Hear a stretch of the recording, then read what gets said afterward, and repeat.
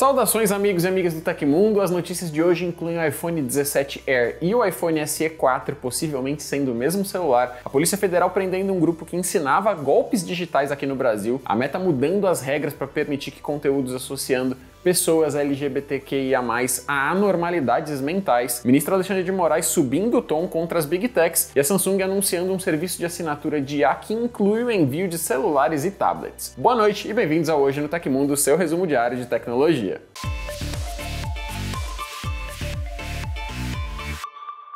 Já faz vários meses que ouvimos rumores apontando que a Apple está trabalhando em um iPhone SE 4 mais acessível e também no suposto iPhone 17 Air, apontado como um modelo Slim.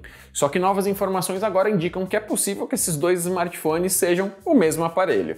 Essa novidade veio do informante Majin Buu por meio de um vazamento na rede social X. Fontes próximas ao Insider apontam que a nova geração de celulares da maçã será composta por 3 smartphones, o iPhone 17, o 17 Pro e o 17 Pro Max. Embora esses modelos sejam uma figurinha praticamente certa no line-up da companhia, o quarto modelo abre brechas para especulações. Esse dispositivo é desenvolvido com o codinome Roma e deve ser chamado comercialmente de iPhone 17 Air, iPhone SE 4, iPhone 16e ou até mesmo iPhone 16 SE. Caso essas informações estejam corretas, todos os rumores antigos que tratavam sobre os modelos SE 4 e Air seriam na verdade sobre o mesmo produto. Apesar de ser uma revelação interessante, o informante Majin Buu tem um histórico inconsistente de acertos e há algumas lacunas nesse vazamento. De fato, tem probabilidade da Apple retirar o iPhone 17 Plus do portfólio para manter apenas 3 lançamentos principais, completando a série com um provável iPhone 17 Air ou Slim. Em contrapartida, o iPhone SE 4 sempre foi especulado como uma alternativa potente, mas pautada no custo-benefício para quem faz questão de um celular da maçã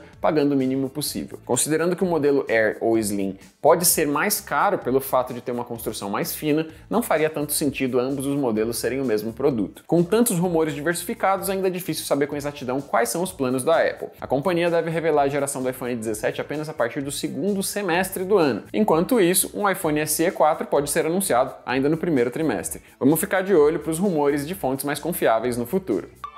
A Polícia Federal realizou uma ação para desmantelar uma quadrilha que ensinava outras pessoas a praticarem crimes virtuais. A Operação Falsários ocorreu na cidade de Rio das Ostras, no Rio de Janeiro. Segundo a Polícia Federal, o grupo ensinava a partir de um site técnicas de golpes para enganar pessoas, com venda de dados pessoais, contas bancárias e cartões clonados a partir da contratação de um serviço por assinatura. Além dos cursos e de comprar o acesso a dados pessoais de brasileiros, os clientes recebiam até dicas sobre os golpes, como abrir contas laranjas para dificultar investigações. Ao todo, foram apreendidos 6 pendrives, 3 laptops, um computador e 2 telefones com os suspeitos. Os equipamentos serão avaliados e terão os dados coletados, possivelmente ajudando nas investigações. Foram efetuados 3 mandatos de busca e apreensão na operação, incluindo um endereço na região dos Lagos, e os acusados podem ter que responder por estelionato e associação criminosa. O caso dos cursos para estelionatários ficou conhecido quando o suposto líder do grupo foi preso pela Polícia Civil de São Paulo. De acordo com uma reportagem exibida no programa Fantástico, na Rede Globo,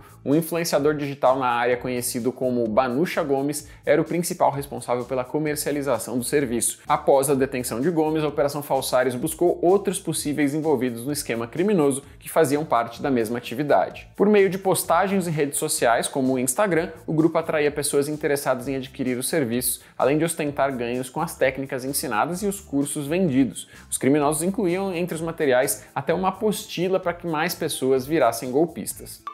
Vamos para as ofertas de hoje que você consegue comprar pelos links na descrição, no comentário fixado e os QR Codes no vídeo. A primeira é uma Smart TV TCL P755 de 55 polegadas 4K por R$ 2.279. Tem também uma caixa de som Bluetooth Ultra Square 200 da E2Go por R$ 260 e encontramos ainda um kit gamer com teclado e mouse Ranger RGB Rainbow da Fortrek por R$ 130. Corre para aproveitar porque os estoques são limitados.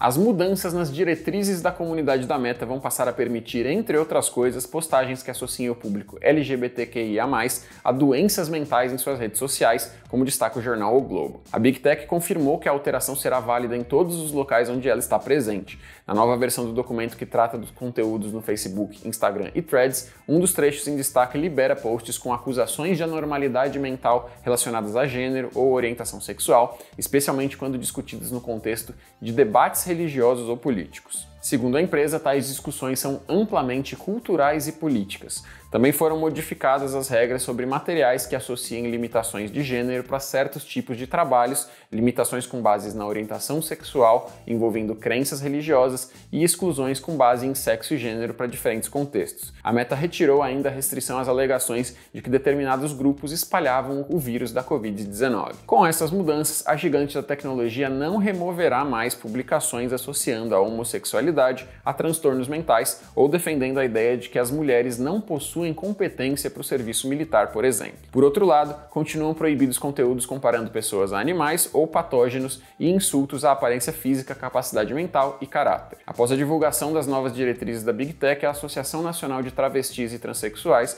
protocolou representação contra a controladora do Facebook no Ministério Público Federal. A entidade criticou bastante as mudanças. A associação pede uma resposta das autoridades brasileiras, afirmando que é óbvio que os fanáticos anti-trans ficariam felizes que as suas desinformações, ataques e mentiras possam circular livremente no Facebook e no Instagram, fato que no X e Telegram isso já acontecia. Como destaca a Agência Brasil, a Organização Mundial da Saúde retirou a homossexualidade e outras questões sexuais da Classificação Estatística Internacional de Doenças e Problemas Relacionados com a Saúde em 1990, 35 anos atrás.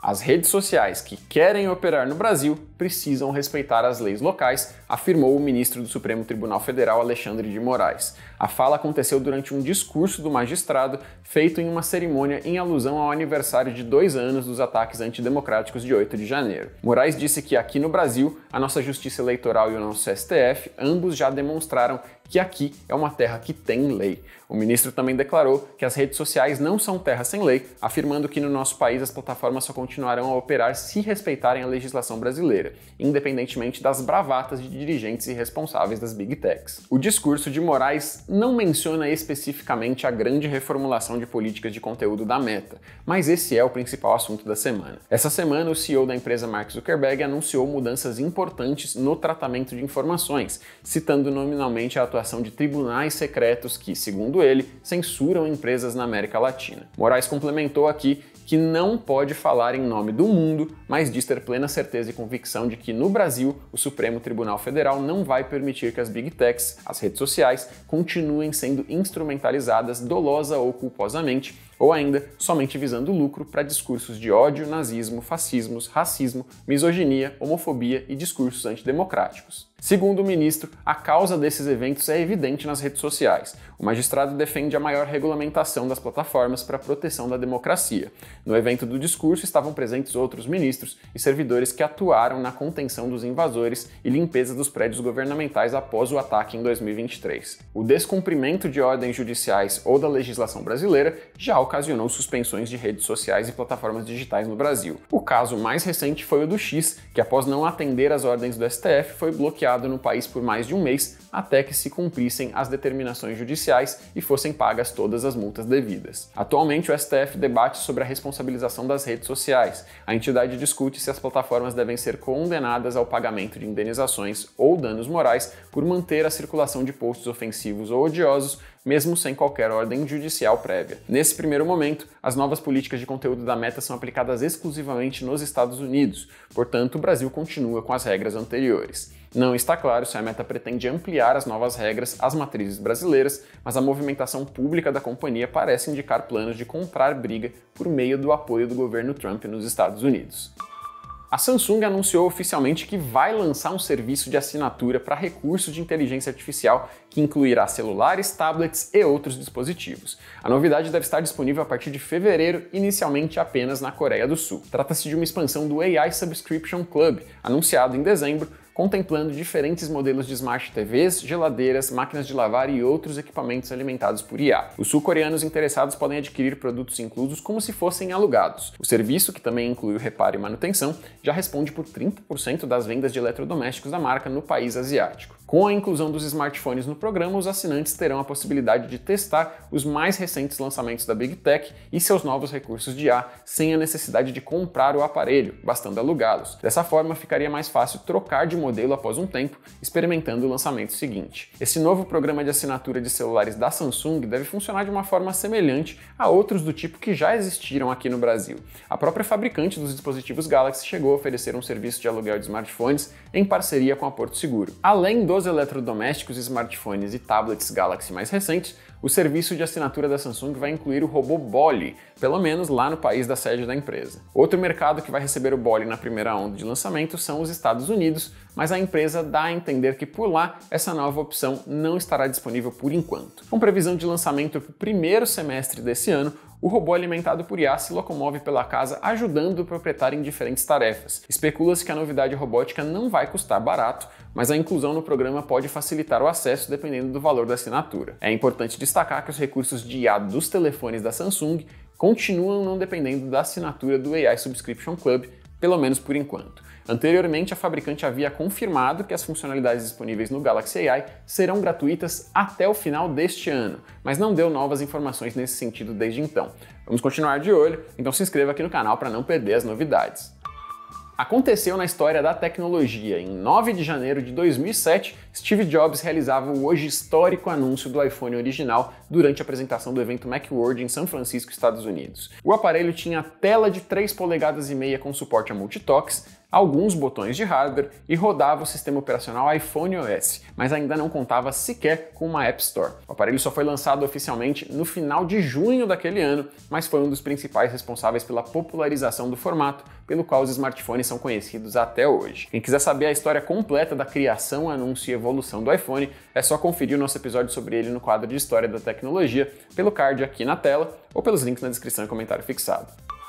Deixa um like e um comentário se você não fez isso ainda no vídeo, que isso ajuda a gente demais, tá? Quem fizer isso ganha um espacinho especial no meu coração. Todos os links que eu mencionei no programa estão no comentário fixado e na descrição do episódio. Essas foram as notícias do Hoje no Tecmundo dessa quinta-feira. O programa vai ao ar de segunda a sexta, exceto feriados, sempre no finalzinho do dia. Aqui quem fala é o Léo Rocha e você me encontra no @LeoBRJ nas redes sociais, pelo menos por enquanto, né? Um abraço e eu vejo você na próxima!